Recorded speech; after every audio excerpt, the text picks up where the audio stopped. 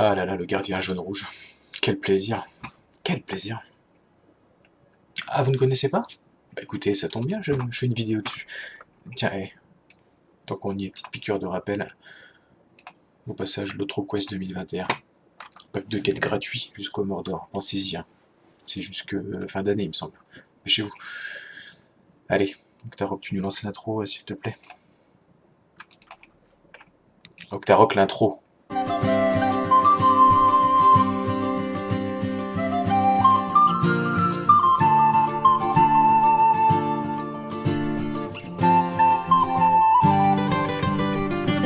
Salutations amoureux de la Terre du Milieu, j'espère que vous allez bien. Donc aujourd'hui on se retrouve avec une petite vidéo sur le gardien et notamment l'aspect jaune-rouge, du coup qui va vous permettre de prendre des gros packs de monstres sur vous, de faire beaucoup de dégâts de zone. Alors c'est pas un champion non plus, mais vous allez voir que ça se défend plus que bien. Et voilà, vous êtes increvable. Vous faites beaucoup de dégâts donc liés aux hémorragies, vous allez les dupliquer sur les monstres, vous faites également des dégâts de lumière, et vous avez beaucoup de soins. Donc en fait, bon, déjà c'est pas quelque chose qui est gravé dans le marbre, c'est sujet à bouger, hein. J'attends vos retours en commentaire, voir si vous jouez aussi ça, si vous pouvez l'améliorer, enfin si vous pouvez me conseiller quelques bricoles pour l'améliorer.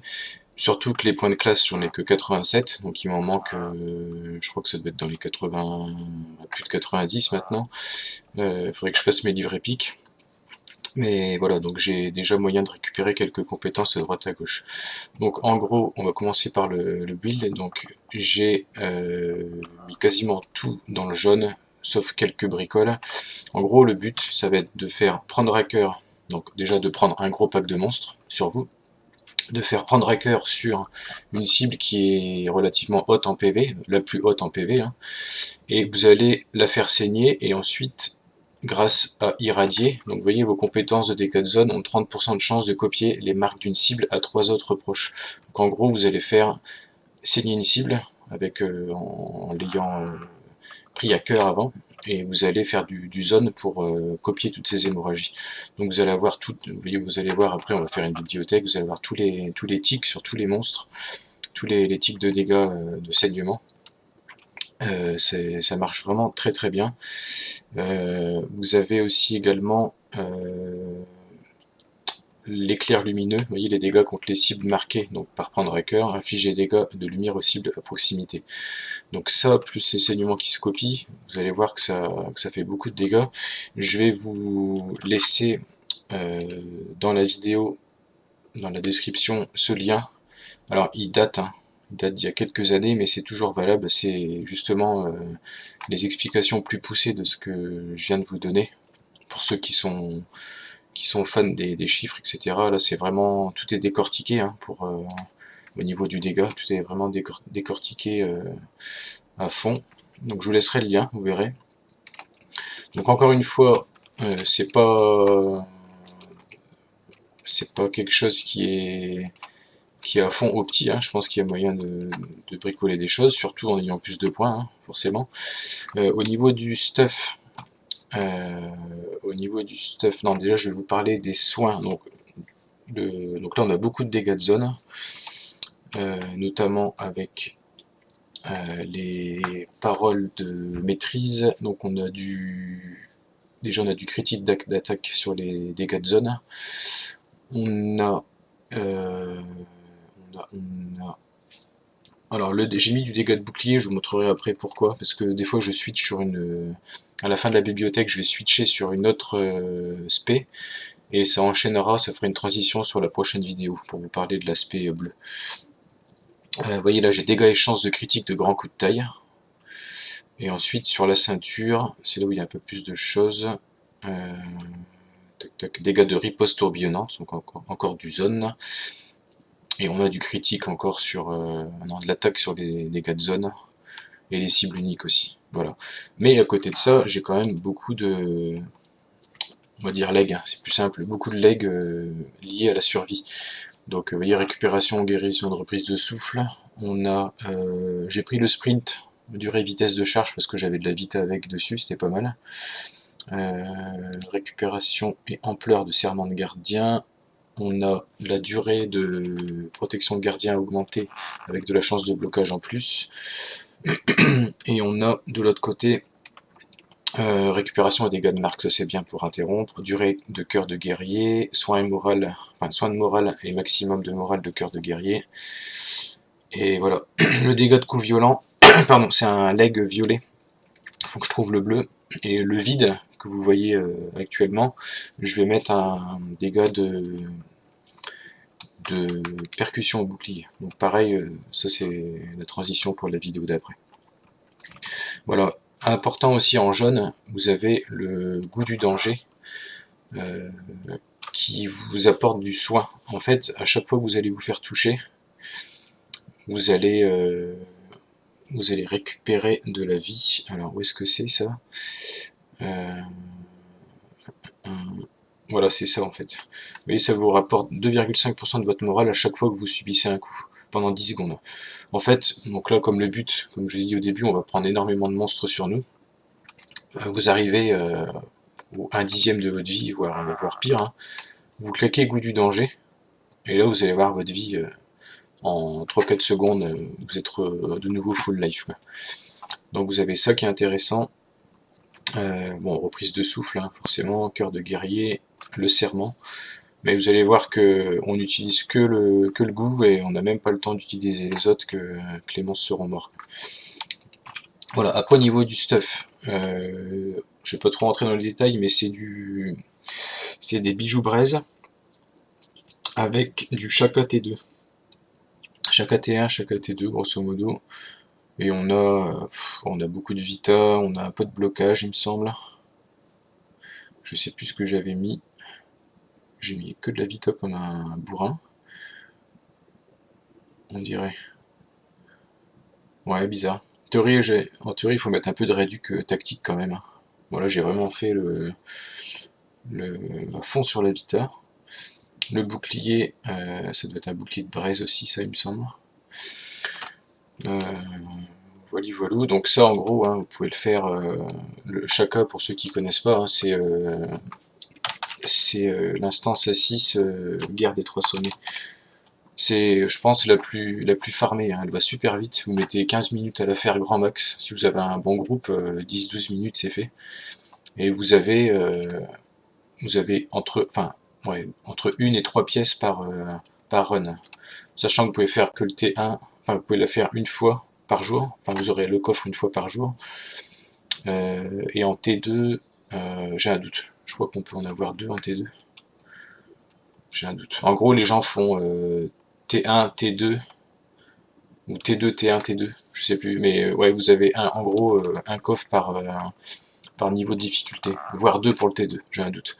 Mais vous voyez, ça va super vite, en gros, en 15 minutes, vous trouvez un groupe super vite et vous avez entre 1 et 3 pièces bleues comme ça, avec les essences, avec les trous pour les essences. Voilà, quoi dire d'autre, les legs, on en a parlé. Donc on a mis un petit peu de points dans le rouge aussi, hein, sur l'arbre de talent pour les dégâts de compétences. Chance de parer, on a ça pour faire saigner. Grand coup de taille qui inflige une hémorragie à 100% du temps, enfin 100% du temps, donc ça va bien avec notre... Et aussi quand vous faites des critiques sur vos compétences et réactions de blocage et parade, ça vous soigne, donc ça vous fait encore du soin. Et là on est allé chercher quoi? On est allé chercher des réductions de dégâts tactiques. On en parlait tout à l'heure sur les essences. La chance de bloquer. Et serment de gardien, forcément.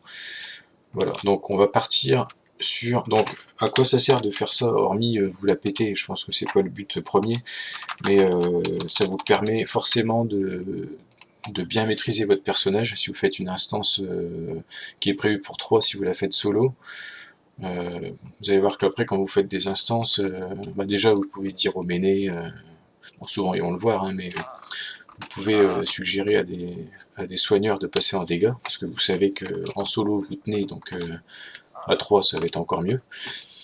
Et puis, ouais, voilà, je pense que ça permet de bien apprendre à jouer son personnage. et puis de soulager les autres personnes quand vous faites de l'instance. Et puis ça vous paraît forcément beaucoup plus simple, quoi. Voilà, donc je vous laisse là-dessus pour l'intro. Je vais vous lancer la bibliothèque. Et puis, dans les commentaires, n'hésitez pas à me donner vos retours sur des conseils, si ça vous a été utile, si ça vous a donné envie de jouer gardien, si vous n'en aviez pas, pardon. Et voilà, donc je vous souhaite un bon visionnage pour la bibliothèque, et à tout de suite. Donc, bibliothèque taille 3 en T1. Je vous avouerai que j'ai pas essayé en T2. Why not, faudrait qu'on essaye un de ces quatre. Donc, on va prendre un petit pack, hein. Un petit, hein. Donc prendre à cœur sur un gros, hein, forcément pas sur un pillard, là. Donc on va le faire en défi, donc c'est pour ça que tout à l'heure je vous en parlais au départ, on va switcher sur le bleu, parce que vous comprenez bien qu'en défi, pour ceux qui ne savent pas, le défi c'est tuer le dernier boss sans tuer les corbeaux. Donc vous comprenez bien qu'en jaune-rouge ça va être un peu compliqué de ne pas faire de zone, bon, on pourrait, hein, mais l'aspect bleu est mieux, je vais vous montrer après pourquoi. Donc là vous prenez tout, hein, pour vous montrer un peu la puissance du truc, on va soigner le poison quand même. Et vous allez directement sur le... Tiens, lui, on va prendre lui plutôt. Vous allez directement sur une aile d'un des premiers boss.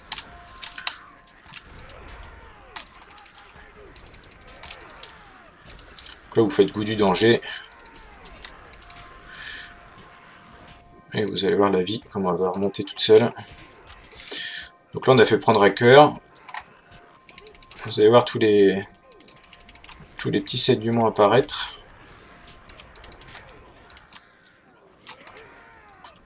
Bon, je crois que les peuples pâles sont déjà bien endommagés, les pauvres.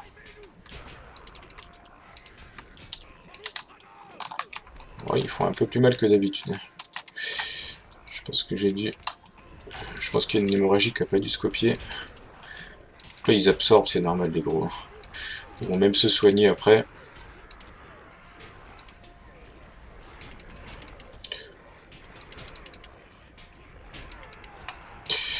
Je pense que la marque a dû partir. Allez, on va faire un cœur de guerrier pour le fun.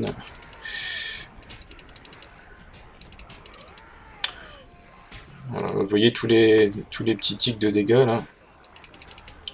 Et encore, il se soigne. Hein. Ça le pire. Regardez-moi ça. Donc là, ça y est, les hémorragies ont été copiées.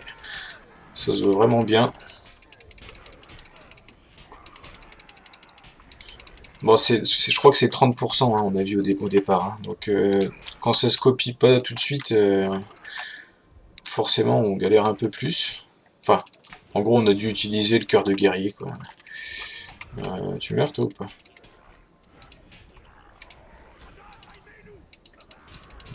Tac.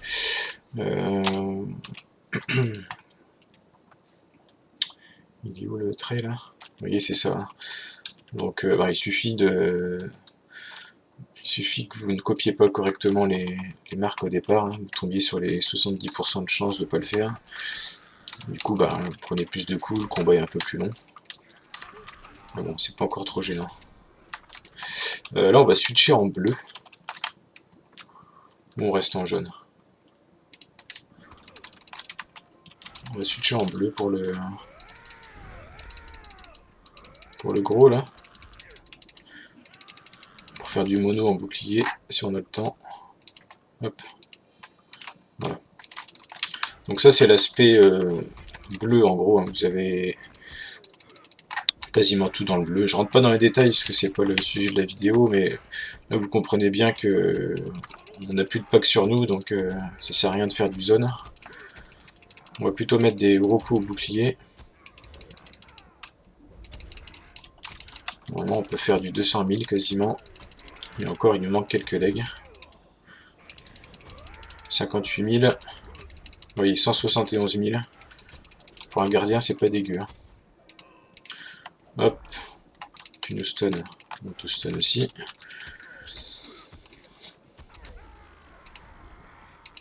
Donc on a du dégât de bouclier, du dégât de coup violent, mais le leg est pas bleu, donc il faut que j'améliore.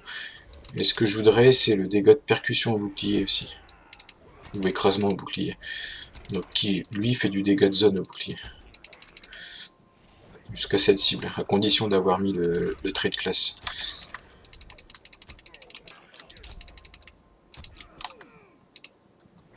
Bon, chacun son tour qui est bien contre lui. J'ai loupé ma chaîne. Voilà, je pense encore un, on devrait être pas mal. Tac, voilà, donc le coffre est à nous. S'il veut bien l'ouvrir. Tac. Alors, oh, le coffre généreux, dis donc. Donc vous voyez, vous avez des paroles de pouvoir dans les coffres. Et vous pouvez avoir des... Enfin, c'est pas que vous pouvez, c'est qu'il me semble que j'en ai eu à chaque coup, vous avez des paroles de maîtrise. Donc les legs, on va dire, les anciens legs, dans le coffre final. Donc, là on redescend. On va aller dans l'autre aile. Attention au corbeau. Donc là on est reparti, hein. On fait prendre à cœur sur le dominateur. On va soigner le poison.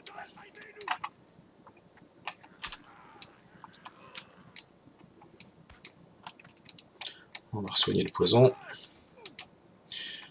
Et c'est parti. Donc, à la limite, vous commencez par une petite protection de gardien. Vous le faites saigner. Et après, tac. Voilà. Et là c'est bon, je pense que c'est fait. Vu le nombre de lignes qu'on voit, je pense que le saignement est appliqué. Les peuples pâles sont déjà morts.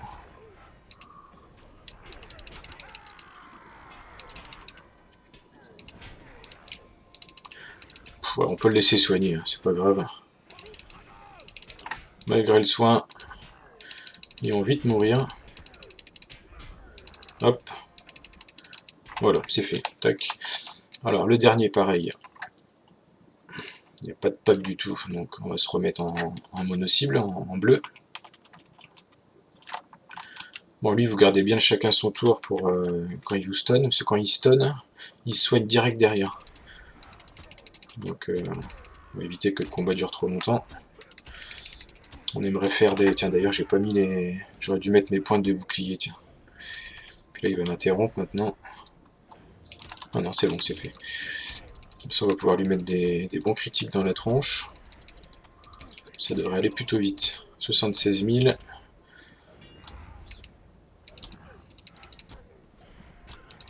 Oui, on fait du 35 000 en dégâts normaux, quoi. 115 000.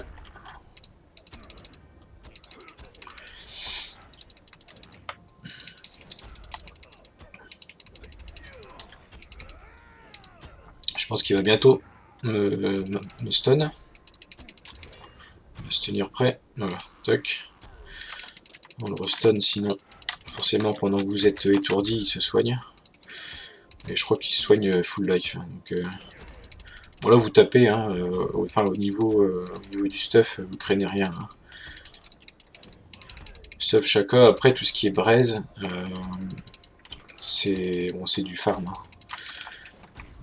C'est du farm. Justement, tout ce qui est pièces de chacun que vous ne mettez pas, donc vous avez en double, vous le détruisez avec la flamme.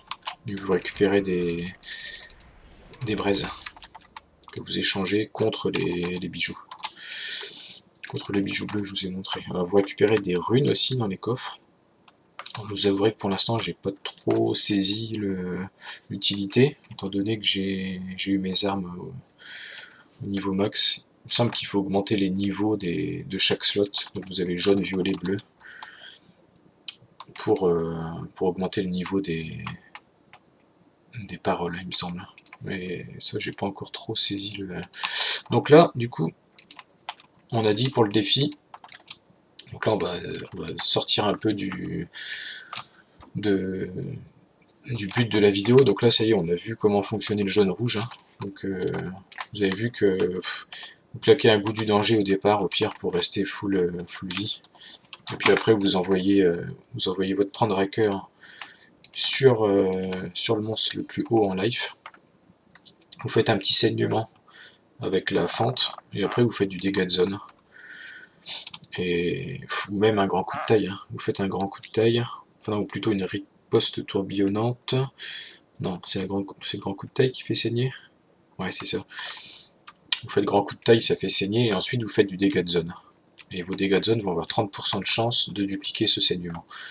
Après vous avez des dégâts sur les cris de lumière, etc. Et le goût du danger va super bien avec ce build, quoi, puisqu'il vous remonte vraiment full life en un rien de temps, quoi. Voilà, donc là on arrive au dernier boss. On va passer en bleu, vous allez comprendre pourquoi. Donc déjà, forcément on fait pas de zone, puisqu'on veut pas tuer de corbeaux. Et on veut avoir ceci. Blocage encourageant. Bloquer les attaques rétablit une petite quantité de morale. Donc en fait, vous allez faire que du mono-cible sur le chef Gurch, ou Gourche, si vous voulez, comme vous préférez. Vous faites pas de dégâts de zone. Donc en bouclier, vous avez coup violent. Alors écrasement au bouclier, surtout pas. Vous allez taper les corbeaux sinon. Et là, vous allez voir la vie. On pourrait l'appeler ce build le build de café. Café ou pause pipi. Ou pire, hein, vous voyez, au-dessus du pipi, il y a pause caca, quoi. Puisque vous allez voir que les corbeaux, en fait, vous soignent, tout simplement, quoi. Alors, pour les sceptiques, hein, je vais vous montrer, je vais vous faire une mise en situation. Vous voyez, par exemple, là, je meurs d'envie de boire un café. Alors, on va y aller. Qu'est-ce qui nous empêche de boire un café? A tout de suite. Regardez tous les petits îles, hein. C'est les corbeaux. A toutes.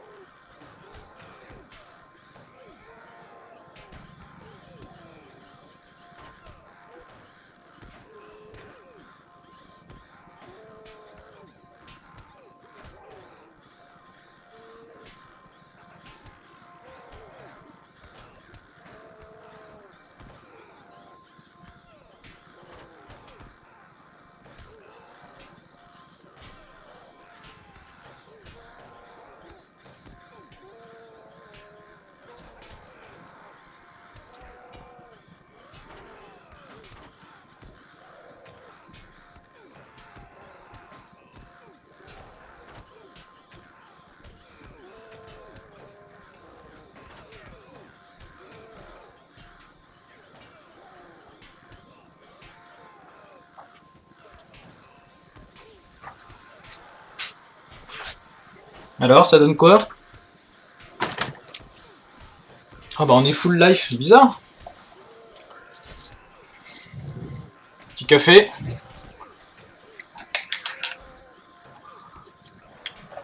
Sympa, hein? Sympa.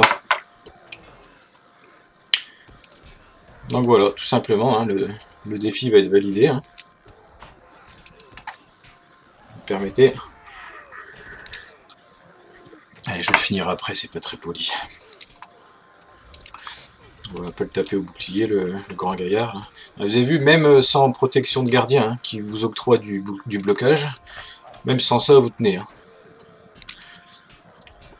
Alors l'avantage du jaune-rouge, donc on a vu tout au long de l'instance, je vais vous le remontrer après le boss, c'est que c'est un build qui vous permet de faire du solo et du groupe. Alors quand je dis groupe, c'est instance à 6. Au-dessus, je ne sais pas, je ne pense pas, puisque si vous commencez à faire des grosses instances, voire du raid, des combats qui durent très très longtemps, bon, une fois que c'est fait, vous pouvez tuer les corbeaux. Du coup les combats vont être beaucoup plus longs en raid, forcément les boss ont plus de points de vie, etc. Et qui dit combat plus long, dit chance de se faire reprendre l'aggro. Puisque en jaune-rouge, Si je dis pas de bêtises, on a moins de compétences, moins de gestion de prise d'aggro. Donc en instance 6, genre Chaka ou petite instance, ou instance à 3, vos compétences en build jaune-rouge, donc le build que je vous ai présenté saignement tout au long de l'instance, va suffire à garder l'aggro sur vous, en plus de faire du dégât de zone, qui va aussi du coup augmenter la menace hein, si vous faites du dégât. Par contre, si vous faites de l'instance assez longue avec des gros boss, etc., des combats très longs, je pense que le jaune-rouge, au niveau gestion de menace, ça va être un peu light. Après, encore une fois, je ne suis pas un joueur de raid, donc je vous le garantis pas.